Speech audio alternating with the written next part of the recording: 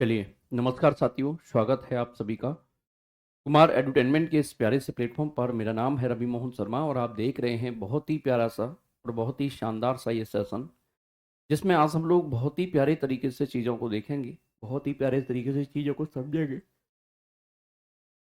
और जानेंगे क्या क्या चीज़ें जो है महत्वपूर्ण हैं, क्या क्या चीज़ें महत्वपूर्ण हैं। इस पर चर्चा साथियों करेंगे। क्लियर है? चलेगा।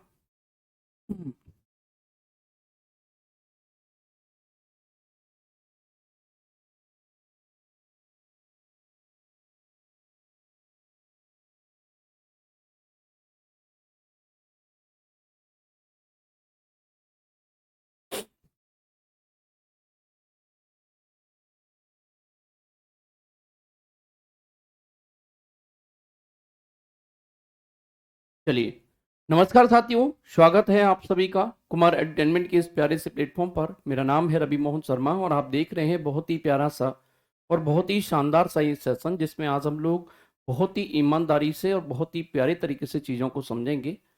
आज हम लोग मौर्य वंश के बारे में चर्चा करने जा रहे हैं। कल हम लोगों ने हर्यक वंश और बाकी चीज़ों को समझ लिया था और देख लिया था। आज हम लोग मौर्य वंश से संबंधित चीजों को देखने जा रहे हैं। इस पर बहुत अच्छे से आप लोग अपनी नजर बनाए रखना। चीजों को बहुत अच्छे से हम लोग पढ़ने वाले हैं। तो मौर्य वंश के बारे में यदि हम बात करें कि कहां से सोर्स प्राप्त होते हैं, तो पुरातात्विक सोर्स जो है मौर्य वंश के, ये बात ध्यान रखिएगा, पुरातात्विक सोर्स,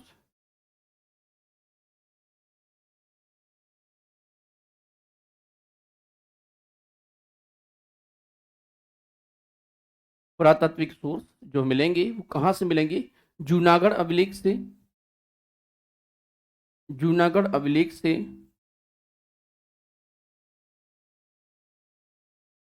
सागौरा अभिलेख से, शाहगौरा अभिलेख से,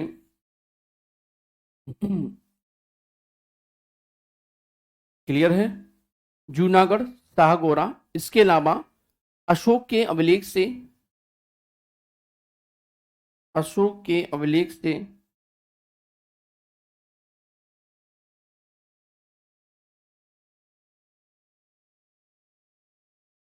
अशोक के अभिलेख से, इसके अलावा प्यारे साथियों मुद्रा, मृदभांड, मृदभांड, स्तूप, ये सब सारी चीजों से मौर्य साम्राज्य के बारे में देखने को मिलता है। ये बात ध्यान रखिएगा। अगर हम विदेशी यात्रियों का विवरण देखेंगे तो विदेशी यात्रियों का विवरण,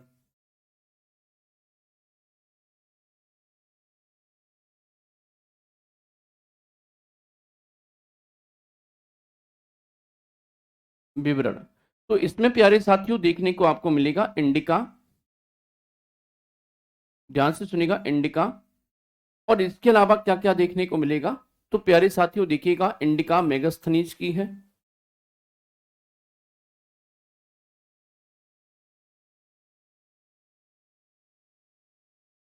मेगास्थनीज की है। ऑस्टिन और जस्टिन के बारे में साहित्यिक सोर्स में आपको बता दूं मैं, यहां पर पुराण में मिलेगा,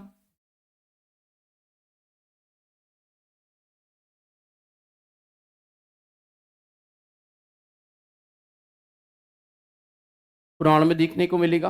प्यारे साथियों ध्यान से सुनिएगा, अर्थशास्त्र, राजतरंगिणी, अर्थशास्त्र, राजतरंगिणी, तरंगिणी, ये किसकी है? ये कलहड़ की है, याद रखिएगा। कलहड़ की पुस्तक है राजतरंगिणी, इसमें मिलेगा देखने को। इसके अलावा कहां पर मिल सकता है, तो मुद्रा राक्षस में, विशाख दत्त की मुद्रा राक्षस में देखने को मिलेगा। विशाख दत्त की पुस्तक है मुद्रा राक्षस। मुद्रा राक्षस, इसमें भी ये देखने को मिलेगा। क्लियर है। जैन धर्म में भी, बौद्ध धर्म में भी, बृहत कथा मंजरी में भी और कल्प सूत्र में भी ये सारी चीजें देखने को आपको मिलेंगी। इसीलिए बिल्कुल परेशान नहीं होना है, चीजों को धीरे धीरे समझते जाना है, समझते जाना है, चीजों को करते जाना है, ये बात ध्यान रखिएगा।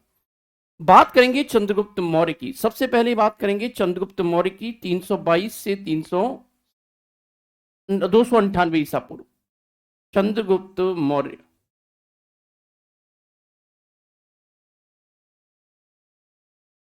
चंद्रगुप्त मौर्य 322 से 298 ईसा पूर्व।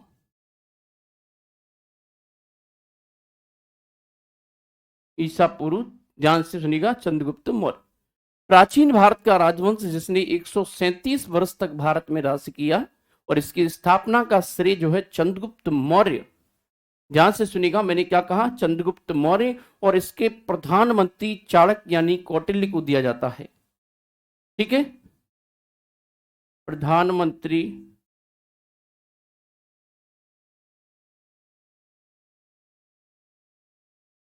चाणक्य,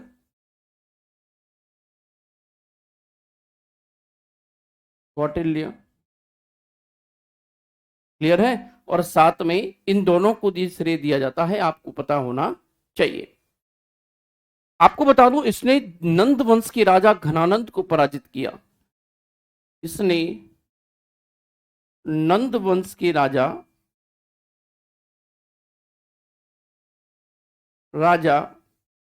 घनानंद को परास्त किया।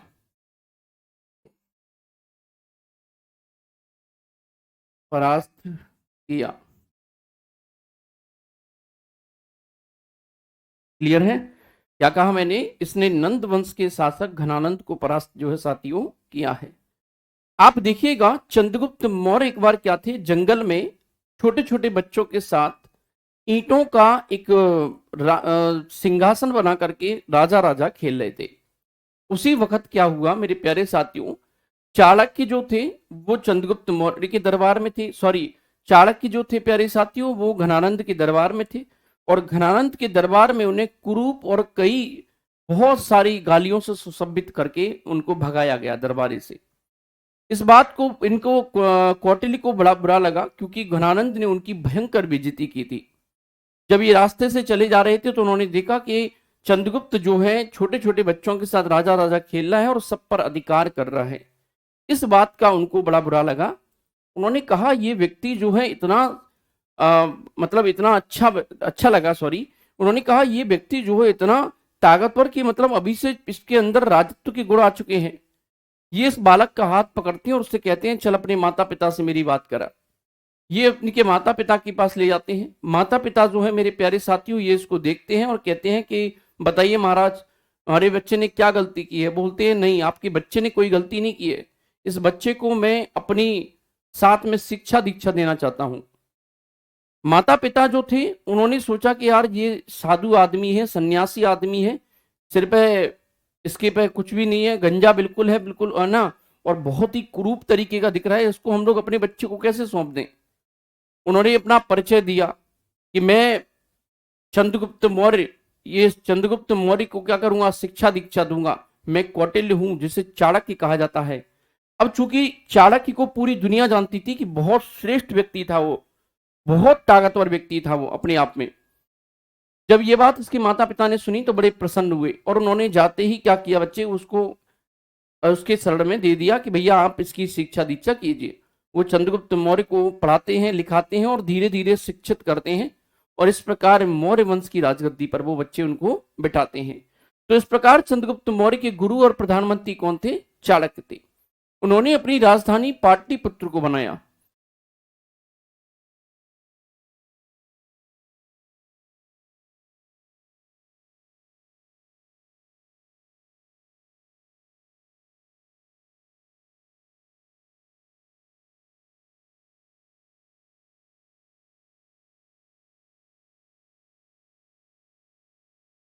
पाटलिपुत्र को बनाया।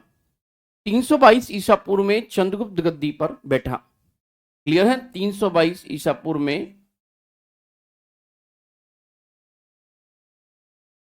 चंद्रगुप्त गद्दी पर बैठा।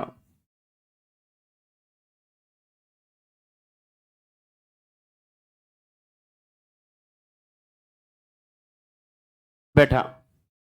क्लियर है? इसकी माता का नाम था मूरा। माता का नाम मूरा।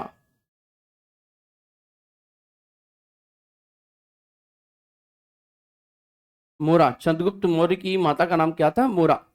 इसका संस्कृत में अर्थ मौर्य होता है, इसलिए इस वंश का नाम मौर्य वंश पड़ा। इसकी शिक्षा जो है तक्षशिला में हुई। शिक्षा तक्षशिला में। तक्षशिला में हुई। क्लियर है? और मौर्य काल में शिक्षा का सबसे प्रसिद्ध केंद्र भी तक्षशिला ही था। विशाख दत्त ने चंद्रगुप्त मौर्य के लिए बृहर्ष यानी बृहसल यानी कि निम्न जाति शब्द का प्रयोग किया। और विशाख दत्त की पुस्तक मुद्रा राक्षस में नंद वंश के पतन तथा मौर्य वंश के उदय की चर्चा की गई है। इनके अनुसार चाणक्य के सहयोग से चंद्रगुप्त मौर्य ने घनानंद का अंत कर दिया और घनानंद की पुत्री दुर्धरा से विवाह कर लिया। चंद्रगुप्त मौर्य का साम्राज्य उत्तर में कश्मीर से लेकर दक्षिण में कर्नाटक मैसूर तक था और उत्तर पश्चिम में ईरान फारस से लेकर पूर्व में बंगाल तक जब फैला हुआ था। जब चंद्रगुप्त मौर्य मगध का शासक था तब यूनानी आक्रमणकारी सेल्यूकस निकेटर ने आक्रमण किया था, किंतु चंद्रगुप्त मौर्य ने उसे पराजित कर दिया और उसकी बेटी कार्नेलिया यानी कि हेलेना से विवाह कर लिया और दहेज में एरिया यानी कि हेरात, अराकोसिया यानी कि कंधार और जझेरिया यानी कि बलूचिस्तान और परिपिनसेडियाई यानी कि काबुल को ले लिया। इस बात का उल्लेख एपियानस नामक यूनानी ही देता है, ये बात ध्यान रखिएगा। आपको बता दूं चंद्रगुप्त मौर्य ने भी सेल्यूकस निकेटर को करीब 500 हाथी उपहार में दिए थे। भारतीय इतिहास का प्रथम महान सम्राट चंद्रगुप्त मौर्य को कहा जाता है। क्या कहा? भारतीय इतिहास का प्रथम महान सम्राट।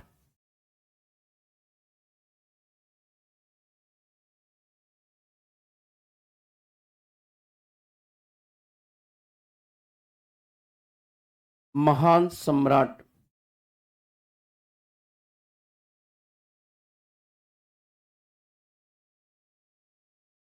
चंद्रगुप्त मौर्य को कहा जाता है।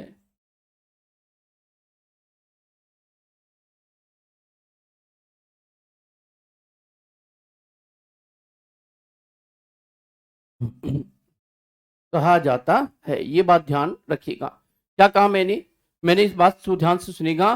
भारतीय इतिहास का महान सम्राट जो है किसे कहा जाता है? तो प्यारे साथियों, महान सम्राट चंद्रगुप्त मौर्य को कहा जाता है। सेल्यूकस निकेटर ने अपना एक राजदूत मेगास्थनीज को चंद्रगुप्त मौर्य के दरबार में भेजा। यूनानी लेखक पाटलिपुत्र को पोलीब्रोथा भी कहते हैं। मेगास्थनीज की पुस्तक इंडिका से मौर्य वंश की जानकारी मिलती है। मेगास्थनीज की पुस्तक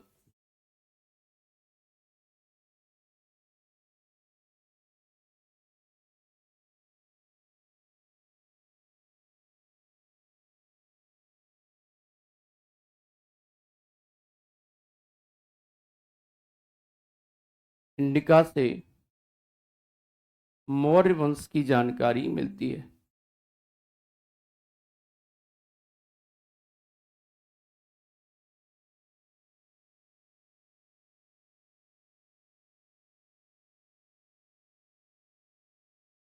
मिलती है, ध्यान रखिएगा। क्लियर है? मौर्य वंश की जानकारी जो है साथियों मिलती है। इंडिका में लिखा है कि मौर्य काल में समाज 7 भागों में विभाजित था। इंडिका में लिखा है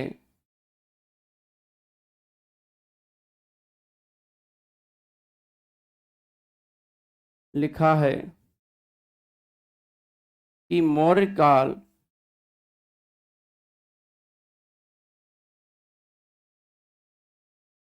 सात भागों में विभाजित था।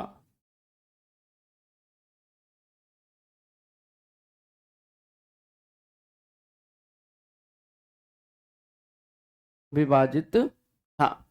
पहला है दार्शनिक। दार्शनिक। दूसरा क्या है साथियों? दूसरा है अहीर। तीसरा क्या है साथियों? दूसरा क्या है साथियों? दूसरा क्या है साथियों? दूसरा क्या है साथियों? दूसरा क्या है साथियों? दूसरा क्या है साथियों? दूसरा क्या है साथियों? दूसरा क्या है साथियों? दूसरा क्या है साथियों? दूसरा क्या है साथियों? दूसरा क्या है साथियों? दूसरा है अहीर। तीसरा है सैनिक,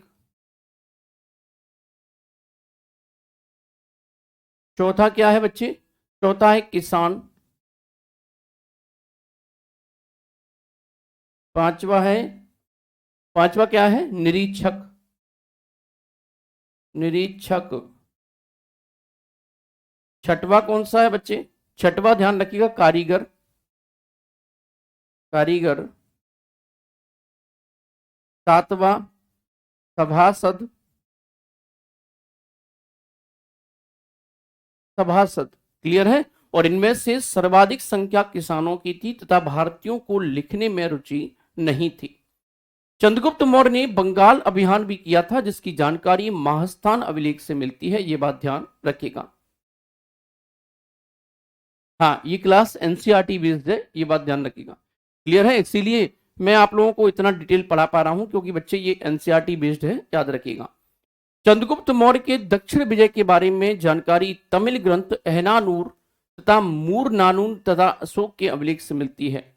गोरखपुर में स्थित सागौर ताम्रलिख अभिलेख से अकाल के दौरान चंद्रगुप्त मौर्य द्वारा किए गए राहत कार्यों की चर्चा भी साथियों प्राप्त होती है। ठीक है, समझ रहे हैं बात को। जैन ग्रंथ रजावली में उल्लेख मिलता है कि चंद्रगुप्त मौर्य अपने पुत्र बिंदुसार को गद्दी सौंप दिया था। चंद्रगुप्त मौर्य को जैन धर्म की शिक्षा भद्रबाहु के नेतृत्व में मिली थी। तो ध्यान रखिएगा बच्चे, चंद्रगुप्त मौर्य को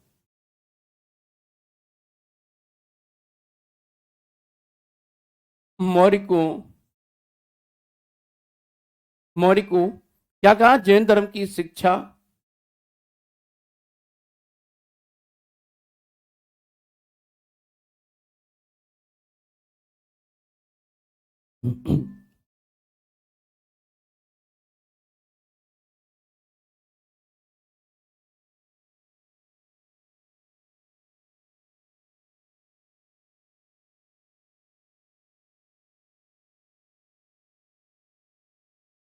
मिली थी।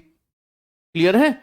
भद्रबाहु के साथ ही चंद्रगुप्त मौर्य कर्नाटक के सड़बिलगुला में चला गया और जहां 298 ईस्वी में सल्लेखना विधि से इसने अपने प्राण त्याग दिए। ये बात यहां पर देखने को मिलती है। मैंने क्या कहा, भद्रबाहु के साथ ही चंद्रगुप्त मौर्य कर्नाटक के भद्रबाहु के साथ ही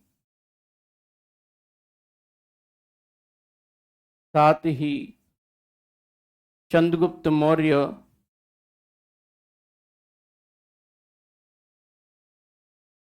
मौर्य किसके साथ चला गया, कर्नाटक के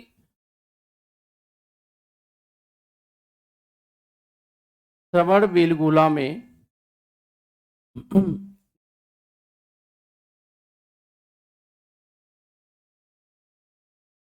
बेलगोला में चला गया,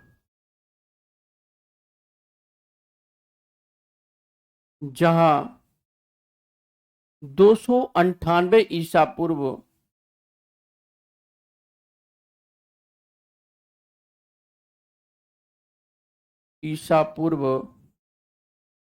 सल्लेखना विधि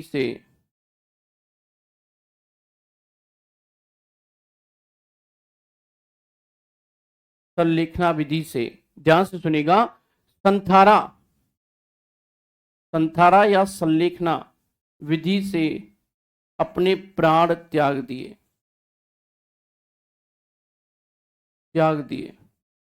ये विधि क्या कहती है, ये विधि कहती है कि बच्चे भूखे रह करके अपने प्राण त्यागना, यानी कि अन्न प्राण जो अन्न वन्न जो भी है सब कुछ छोड़ देना।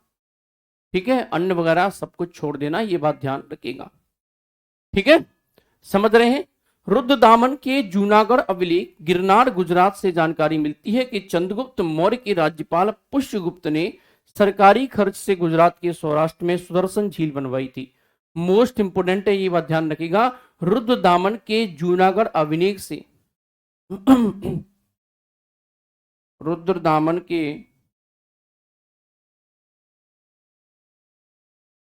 जूनागढ़ अभिलेख से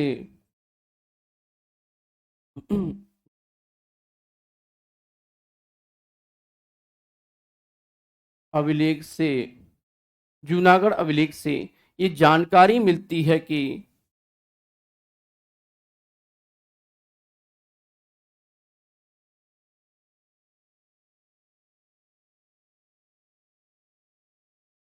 मिलती है कि चंद्रगुप्त मौर्य के राज्यपाल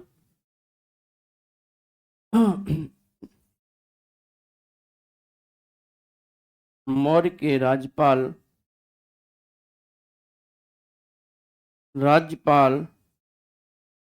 पुष्यगुप्त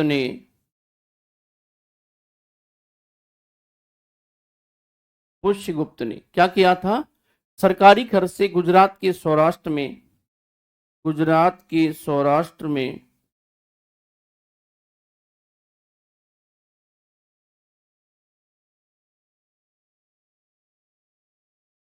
सुदर्शन झील बनवाई थी।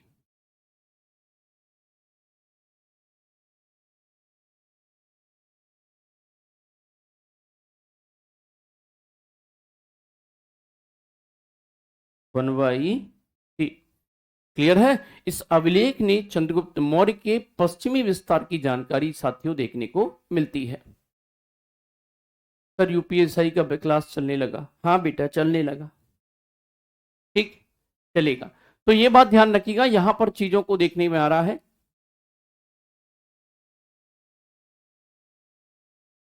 क्लियर है? चलेगा।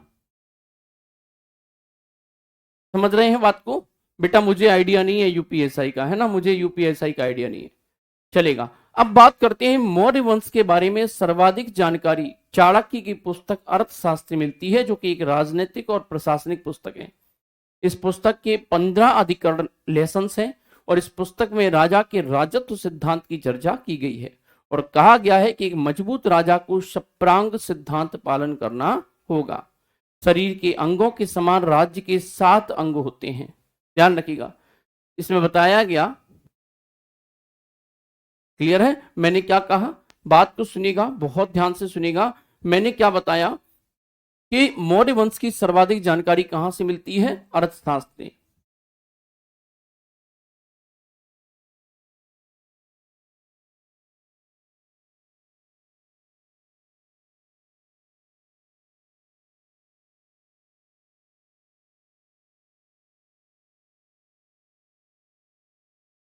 अधिकतम जानकारी चाणक्य की पुस्तक अर्थशास्त्र से प्राप्त होती है।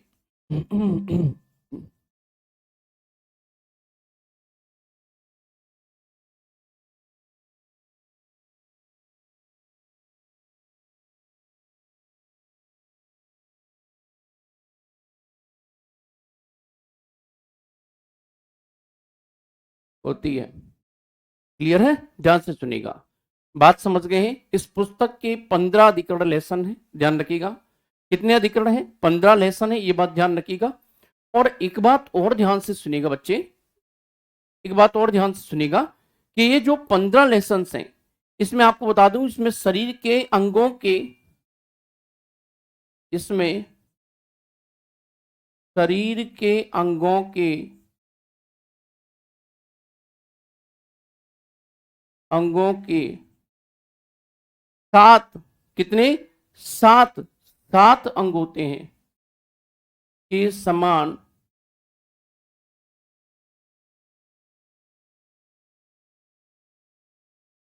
शासन के 7 अंग होते हैं।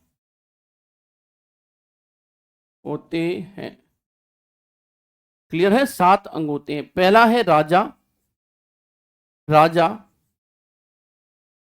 दूसरा है मंत्री। तीसरा है जनपद,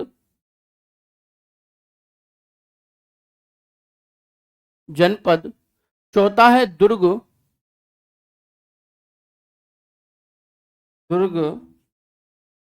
पांचवा कौन सा है? पांचवा है प्यारे साथियों कोष,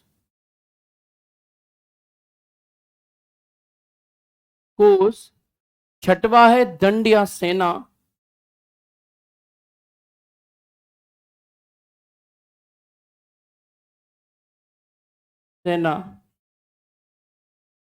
क्लियर है? दंड या सेना। सातवां है मित्र,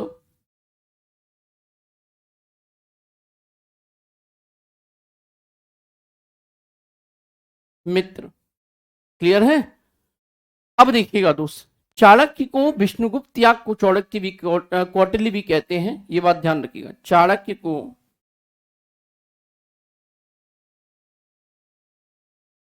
विष्णुगुप्त या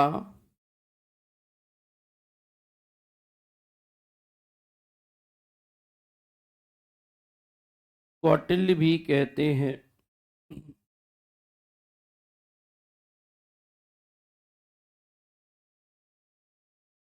कहते हैं। क्लियर है? क्या कहते हैं बच्चे? कौटिल्य या विष्णुगुप्त को चाणक्य, विष्णुगुप्त या चाणक्य भी कहते हैं, ये बात ध्यान रखिएगा।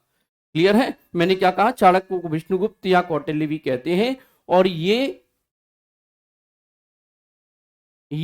तक्षशिला के ब्राह्मण थे और तक्षशिला विश्वविद्यालय के आचार्य थे, याद रखिएगा। क्लियर है? यहां पर आपको चीजें समझ में आ गई होगी, समझ में आ रही है। चाणक्य को भारत का मैकियावेली भी कहा जाता है। चाणक्य को भारत का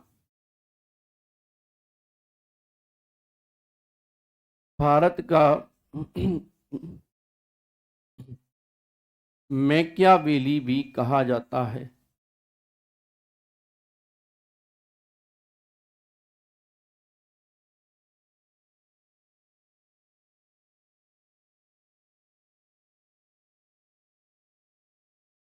कहा जाता है। इसके पिता का नाम गुड़ी था। इसके पिता का नाम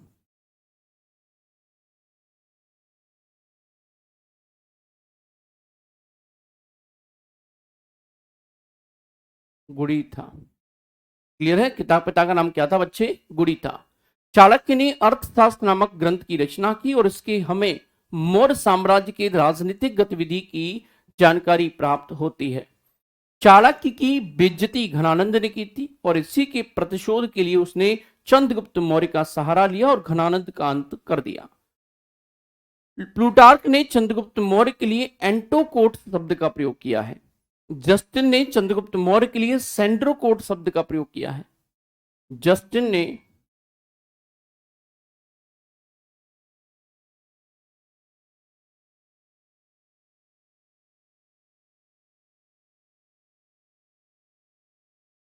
जस्टिन ने किसके लिए? चंद्रगुप्त मौर्य के लिए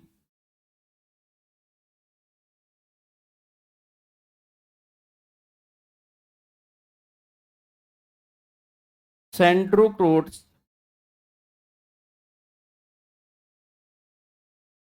शब्द का प्रयोग किया है।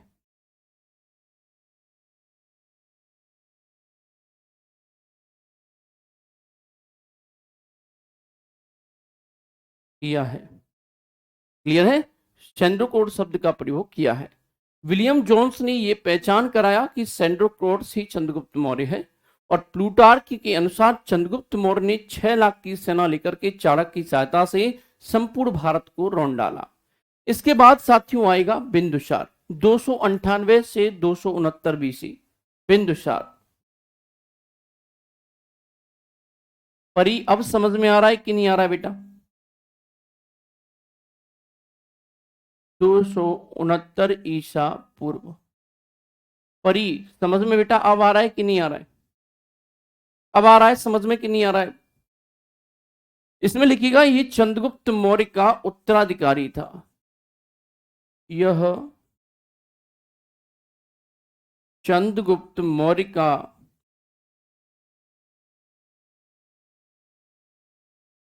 उत्तराधिकारी था। उत्तराधिकारी था। क्लियर है? और इसके राज्य का संचालन चाणक्य करते थे। इसके राज्य का संचालन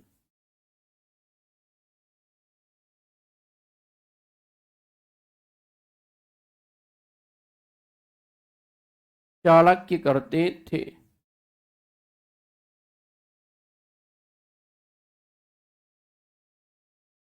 चाणक्य करते थे। ठीक है? कौन करते थे बच्चे? चाणक्य करते थे, ये बात ध्यान रखिएगा। इसके पिता का नाम चंद्रगुप्त मौर्य था।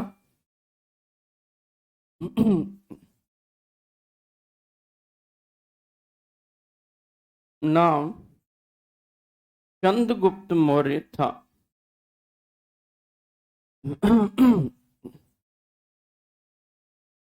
मौर्य था। क्या था बच्चे? इसके पिता का नाम चंद्रगुप्त मौर्य था। इसकी माता का नाम दुर्धरा थी। इसकी पत्नी का नाम चारुमित्रा और सुभद्रांगी थी। इसके पुत्र का नाम सुसीम, अशोक और तिष्य था। इसके दरबार में सीरिया का नरेश एंटियोकस ने अपना राजदूत डायमेकस को भेजा था। इसे मेगास्थनीस का उत्तराधिकारी माना जाता है, ये बात ध्यान रखिएगा। तो मैंने क्या कहा? इसे मेगास्थनीस का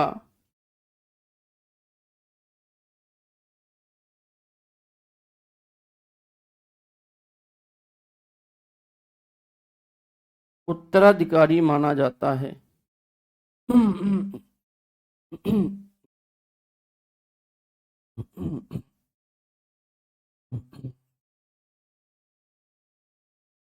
माना जाता है। किसका उत्तराधिकारी? मेगास्थनीस का।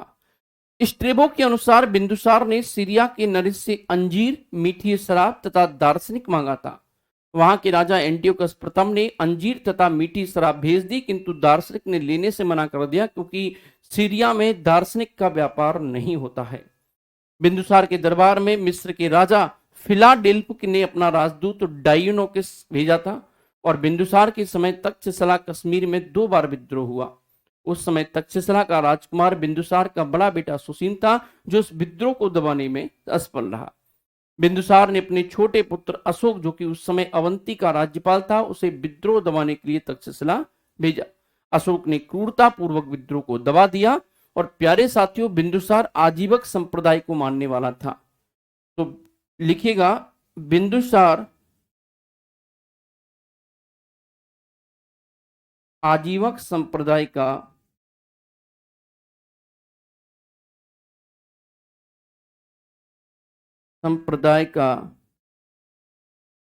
प्रतिपालक था।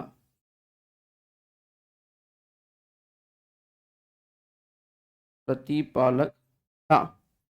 क्लियर है? और आपको बता दूं मेरे साथियों, इसकी स्थापना मोखली पुत्र गोसाल ने की थी। इसकी स्थापना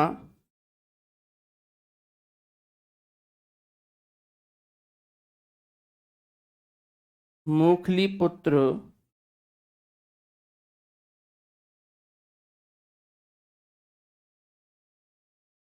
गोसाल ने की थी। ने की थी की थी। क्लियर है? किसने की थी? मोखली पुत्र गोसाल ने की थी। बिंदुसार को अमित्रघात एवं शत्रु विनाशक भी कहते हैं।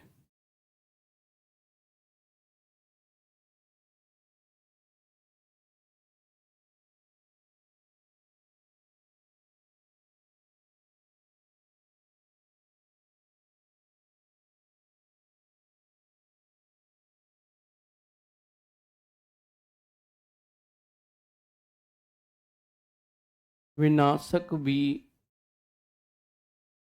कहते हैं।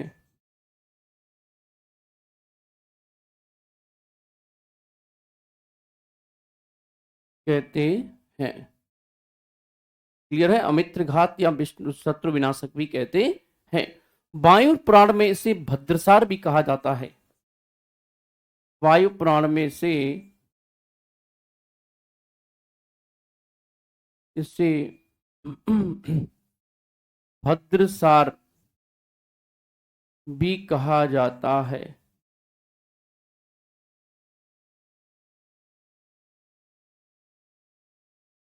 जाता है। जैन धर्म में इसे सिंहसेन कहा जाता है। जैन धर्म में इसे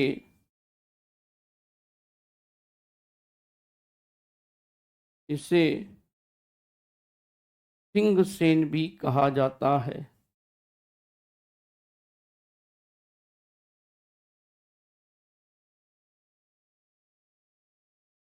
कहा जाता है।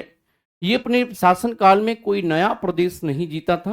भारतीय इतिहास में इसको पिता का पुत्र, पिता का पुत्र का पिता की उपमा से जाना जाता है। क्या कहा जाता है बच्चे? भारतीय इतिहास में इसको,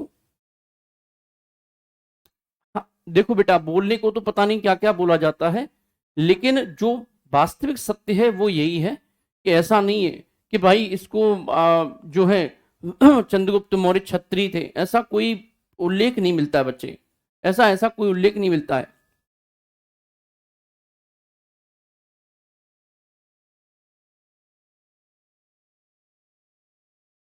क्लियर है, चलेगा। अब भारतीय इतिहास में इसको क्या कहा जाएगा, पिता का पुत्र और पुत्र का पिता की उपमा से जाना जाता है। इसके बाद आएगा सम्राट अशोक। सम्राट अशोक,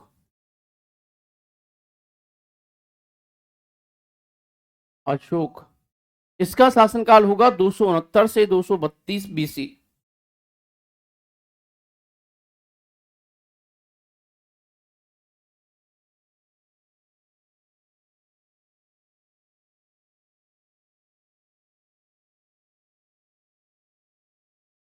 269 से 232 बीसी। इसका जन्म 304 ईसा पूर्व में, इसका जन्म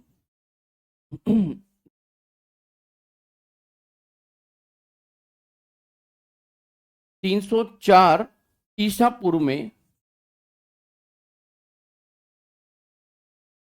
पाटलिपुत्र में हुआ।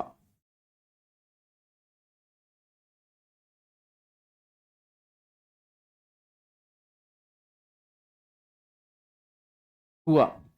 इसके पिता का नाम बिंदुसार और माता का नाम सुभद्रांगी था।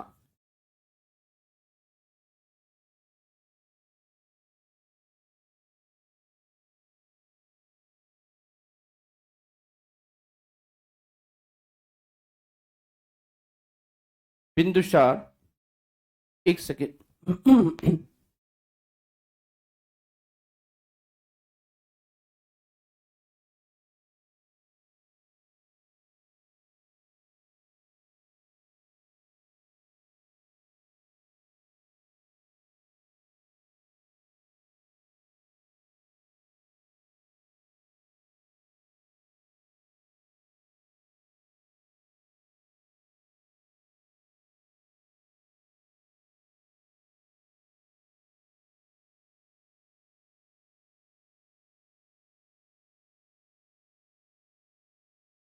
चलिए, तो मैंने क्या बताया, इसके पिता का नाम क्या है, बिंदुसार, और माता का नाम सुभद्रांगी था, तथा माता का नाम सुभद्रांगी था। द्रांगी था। क्लियर है। और इसे धर्मा के नाम से जाना जाता था। इसे धर्मा के नाम से जाना जाता था। जाना जाता था। आप लोग एक कहानी छोटी सी सुन लीजिएगा। यहां पर सबसे पहले हम लोग बनाते हैं एक भारत का मैप। आप लोग प्लीज थोड़ा सा एक कहानी सुन लीजिएगा, उसके बाद हम लोग आगे बढ़ेंगे अपनी पूरी की पूरी चीजों पर।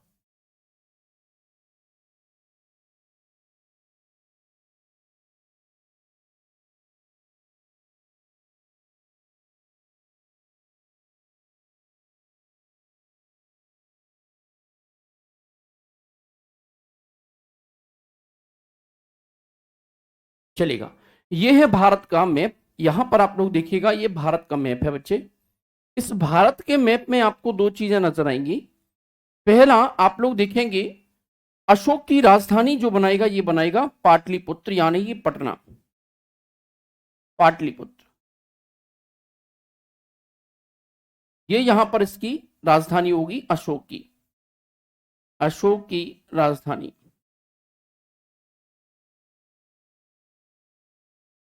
राजधानी। और प्यारे साथियों, यहीं पर आप लोगों को एक और क्षेत्र मिलेगा, इसका नाम है उड़ीसा। कलिंग, कलिंग मिलेगा उड़ीसा में।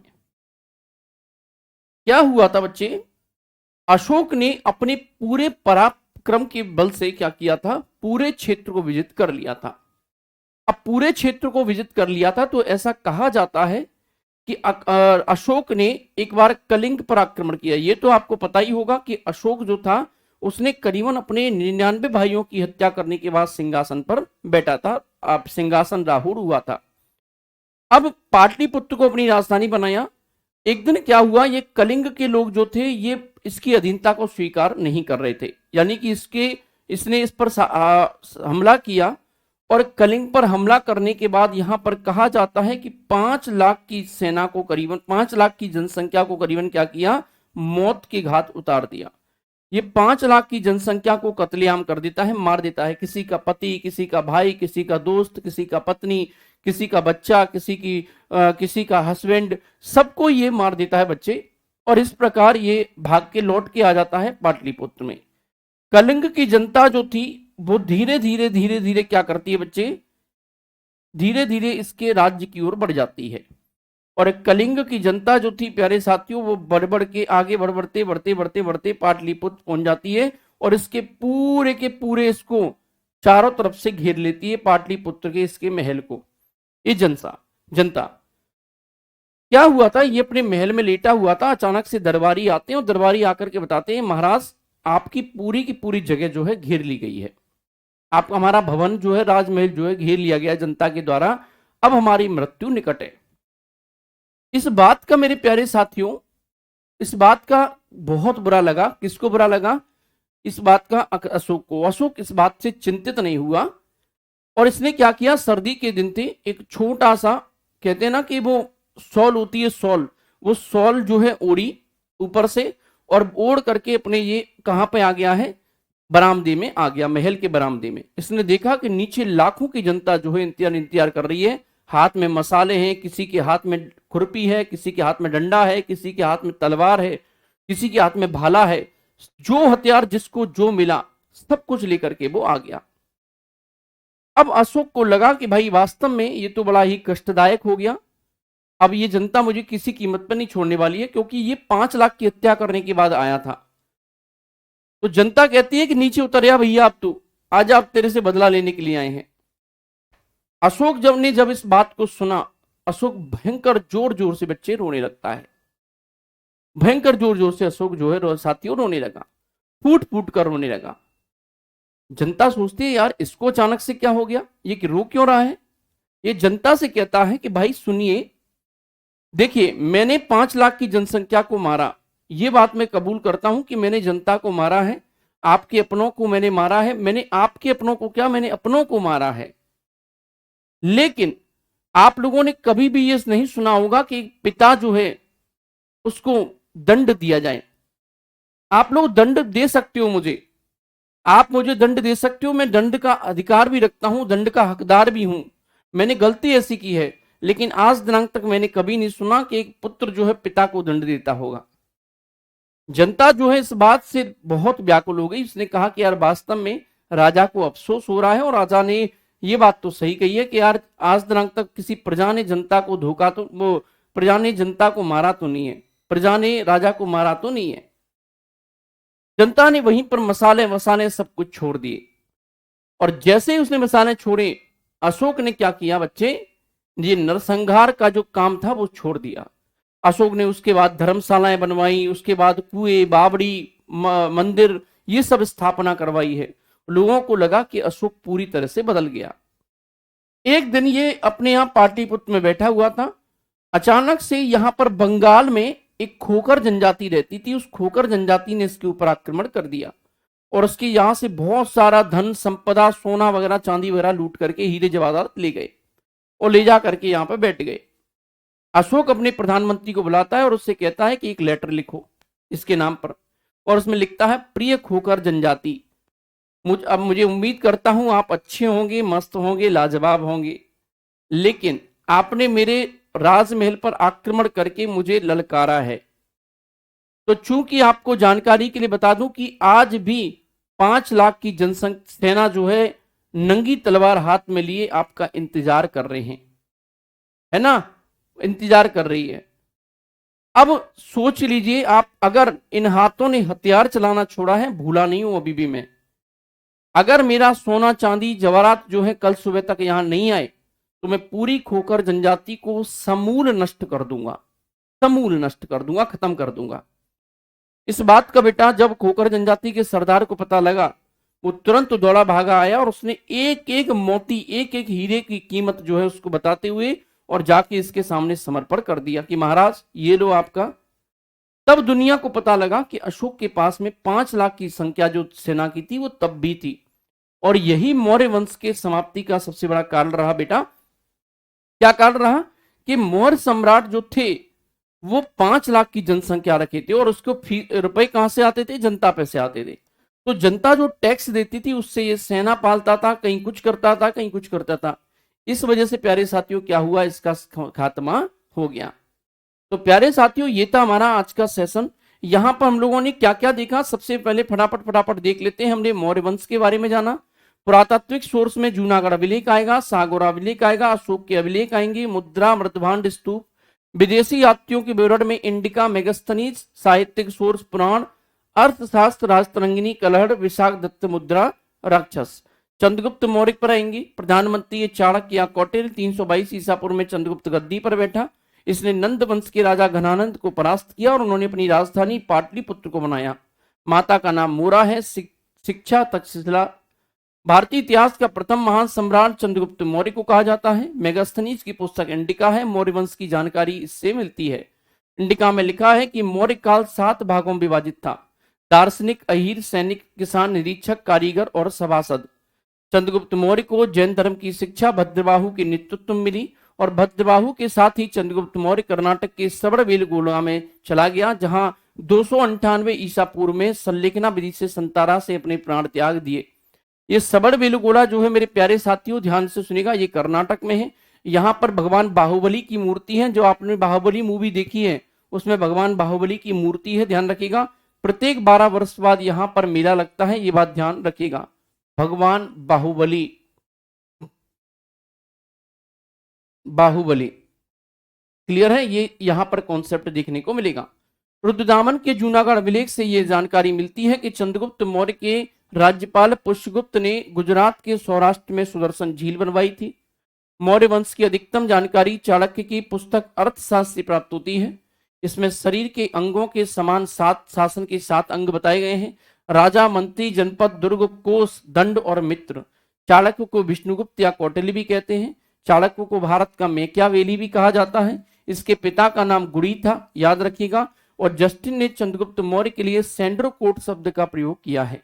इसके बाद बिंदुसार आएगा 298 से 269 ईसा पूर्व। ये चंद्रगुप्त मौर्य का उत्तराधिकारी था।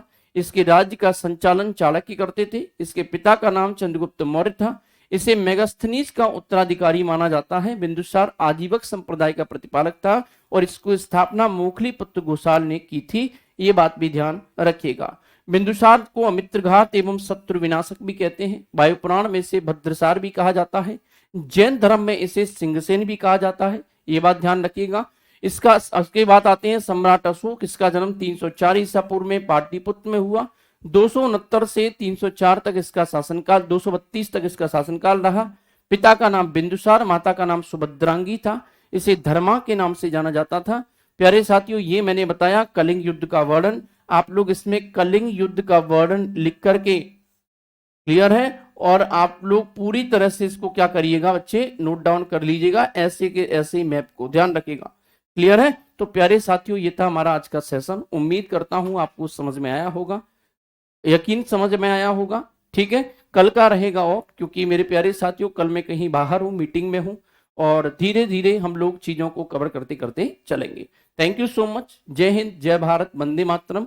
खुश रहें, मुस्कुराते रहें, जीवन का आनंद लेते रहें। आप सभी के माता पिता को मेरा चरण स्पर्श। धन्यवाद।